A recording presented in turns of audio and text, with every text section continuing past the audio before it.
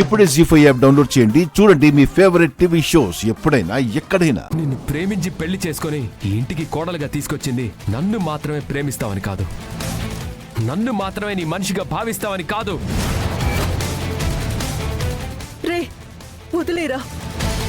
నన్నెంతగా ప్రేమిస్తున్నావో, నాకెంత రెస్పెక్ట్ ఇస్తున్నావో అలాగే నా కుటుంబ సభ్యులందరినీ ప్రేమిస్తావని, వాళ్ళందరినీ గౌరవిస్తావని ఆశించాను. కానీ నువ్వేం చేశావు? ఏమైందండి? మా అమ్మ కింద పడిపోయి దెబ్బలతో విలవిల్లాడిపోతుంటే అత్తగారనే అభిమానం కూడా లేకుండా ఆమెను ఒక పురుగు కంటే హీనంగా వదిలేసి బయటికి వెళ్ళిపోతావా? అసలు నిన్ను ఆమె నీ కంటికంత లోకుగా, అంత చులకనగా కనపడుతుందా? ఏమండి? ఎక్కడి నుంచి వచ్చింది నీకు నిర్లక్ష్యం? ఎవరిచ్చారు నీకు లెక్కలేంతనం? చెప్పు మైథిలి, చెప్పు మైథిలి, చెప్పు మైథిలి, చెప్పు మైథిలి.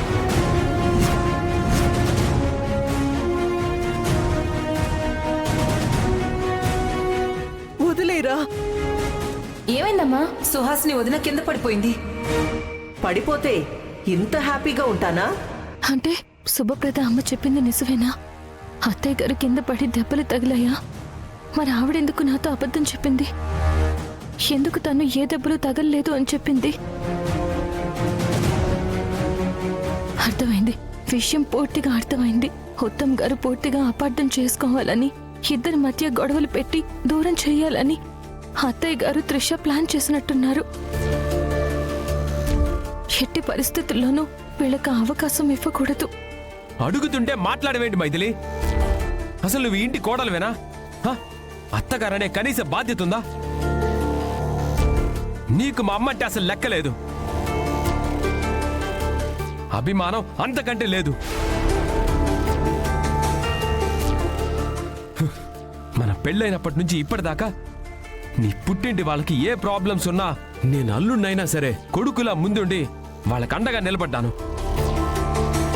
వాళ్ళ ప్రతి కష్టంలో తోడున్నాను. కానీ నువ్వు మీ అత్తగారిని కాలిగోటితో సమానంగా చూశావు. అమ్మకి దెబ్బలు తగిలాయని జాలి కూడా లేకుండా పరాయి దానిలాగా బయటికి వెళ్ళిపోయావు. ఏమండి? నిన్ను నేను ప్రేమించి పెళ్లి చేసుకున్నాను. నీకోసమే వాళ్ళతో గొడవపడి మరీ నీ పక్కన నిలబడి తప్పు చేశాను మైథిలి, చాలా పెద్ద తప్పు చేశాను.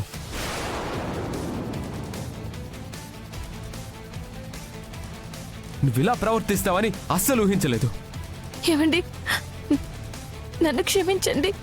గుళ్ళో పోయిన హారాన్ని పట్టుకోవాలి అన్న కంగారులో పోలీస్ కేసు పెడదామని బయటికి వెళ్ళాను. అంతే తప్ప అత్తయ్య గారి మీద అభిమానం లేకను, మిమ్మల్ని చులకనగా చూడాలని మాత్రం కాదండి. చాలా ఆపు నీ నక్క వినయాలు. కడుపులో లేనిది కౌగిలించుకుంటే వస్తుందా అని నీ మనసులో నా మీద అభిమానం లేనప్పుడు నా కాలు విరిగితే ఏంటి, నేను చస్తే నీకేంటి? అత్తయ్య, అమ్మా, అత్తయ్య ప్లీజ్ దయచేసి అలా మాట్లాడకండి. నేను కావాలని వెళ్ళలేదు. 3 రోజులు ఆహారం తెచ్చి మీకు ఇవ్వకపోతే నేనే దొంగతనం ఒప్పుకోవాల్సి వస్తుందన్న భయంతోనే పోలీస్ కేసు పెట్టాలన్న కంగారులో వెళ్ళాను తప్ప మీ మీద అభిమానం లేక మాత్రం కాదు.